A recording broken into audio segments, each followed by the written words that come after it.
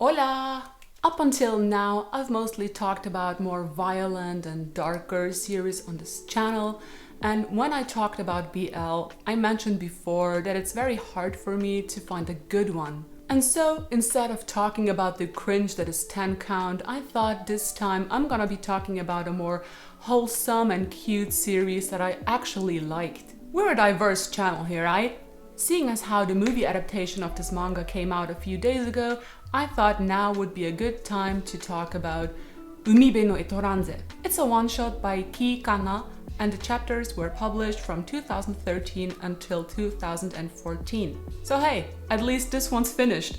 There's also a sequel called Harukaze no Etoranze, and it's still being published, and the fourth volume came out a few weeks ago, I think, but I haven't had the chance to read it yet. Anyways, let's look at Umibe no Etoranze. Since this is a one-shot, I don't want to give too much away from the plot, so I won't be going too much in depth about what's happening in the manga. I'll tell you the first chapter and then tell you how things happen and why I think it's good. We're first introduced to our first main character, a boy called Mio. He lives with relatives since he lost both his parents already at a young age.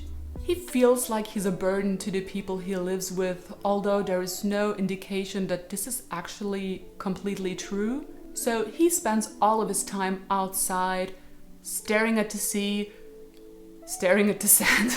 There, the second main character, Shun, is introduced. He always notices Mio sitting all by himself in the cold all day long. Shin can't help but wonder about Mio and why he's always alone and not doing anything, not even eating. It concerns him to the point where he even asks his grandmother, who he lives with, about Mio.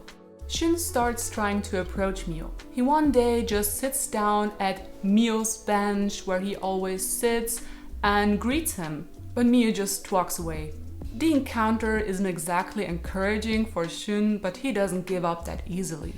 So after another long day of sitting around, doing nothing at all, Shin gives Mio some food. Mio is surprised, but he accepts it. He returns the favor later by leaving a plan for Shun and his grandmother, who informs Shun about the passing of Mio's mother. Then Shin again sits on Mio's bench, but this time Mio actually asks him to move to the side a little bit so he can sit too.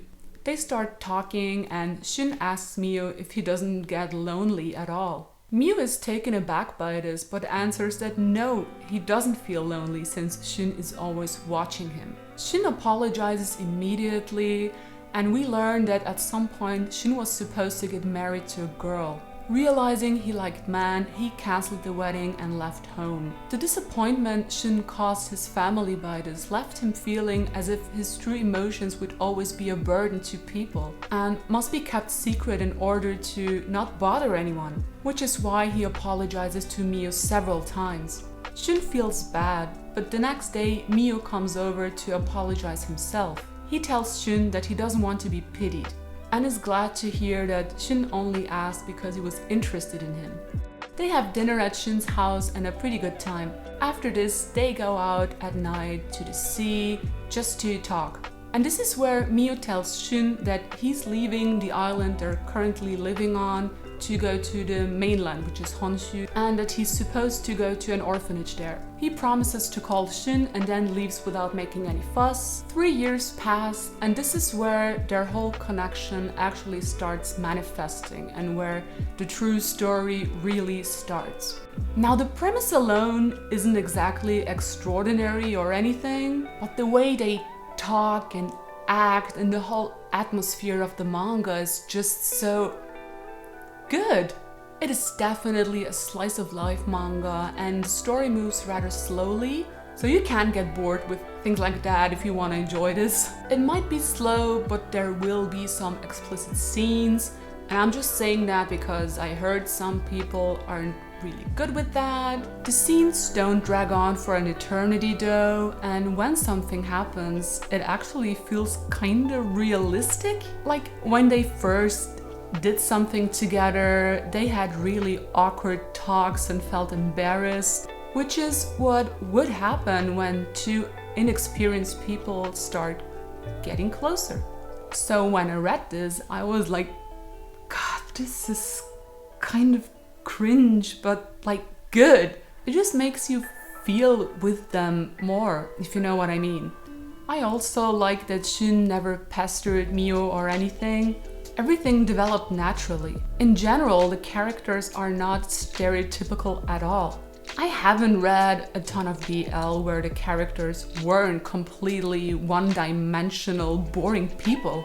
So it's really good to see normal personalities for a change. And Mio isn't actually one of those "my life is so dark" kind of people. He doesn't reject Shun right away because he's scared of losing somebody or getting hurt. He's annoyed to be viewed with pity and just wants to live a normal and happy life. He doesn't lock himself in a metaphorical tower where nobody can reach him. He's just bad at reaching out to people by himself because he feels like he's a burden to them. But once it's established that that's not the case, Mio is actually motivated to start living his life, which is why he left on his own to learn to be more, you know, adulty. However, there is one trope though, and it's the "but I'm not gay" trope. And this trope basically means that one of them already knows who he is and the other is like, yeah, but I'm straight. And the straight guy ends up in a relationship with the other guy anyways. And if I'm completely honest, I like this trope actually, and here's why. Yes, it's not the most realistic thing that can happen, but I feel like that especially when it comes to romance, we should be allowed to dream about ideals, right? And I know why this trope bothers people, but I personally just like the idea that one person could change your life completely, no matter who you thought you were and no matter what you thought you were, and you just fall in love with them. And I guess I'm just a sentimental bitch that way, alright? And in this case, Mio is the straight guy, but he even addresses in the sequel that he's confused about all of this. So at least that should calm down people a bit. I also love how you get to see how they live their life and what they talk about. And they actually do talk about things. No unnecessary drama or stuff like that. Yes, they will have difficulties, but they handle them. Which is also something you don't get to see that often in BL. There's just much better writing than in most other romance stories between men. And one note about the art before I go, just look how freaking cute everything looks. I mean, look at it. Everything is cute. And it's kind of like Ghibli in a way. You know what I mean? It reminds me of Ghibli, like their faces that are rather round. And it's just adorable. And I swear, even in the sequel, there's snow and even the snow be looking cute. The backgrounds are also more detailed and proper than in most romance stories. And the whole atmosphere is just so soft and beautiful. It almost looks like watercolors sometimes, you know what I mean? I love it. So that's all I wanted to say about this. I should have talked about the sequel probably, since there's more to talk about actually. But yeah, whatever. If you like this one, then I definitely recommend reading the sequel too. I can wait to see the movie. I hope it's good. I haven't even seen the trailer, so I don't even know what their voices sound like, if they're the way I imagine them in my head. Anyways, that's all I have to say for now. Thank you very much for watching. Bye bye.